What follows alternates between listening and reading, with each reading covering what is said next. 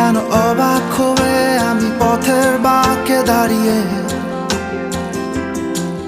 তুমি জোছনা হয়ে একা কোথায় বলো হারিয়ে।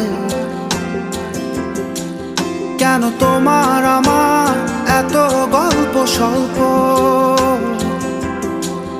আজ হঠাৎ করে কেন হলো সবই অল্প।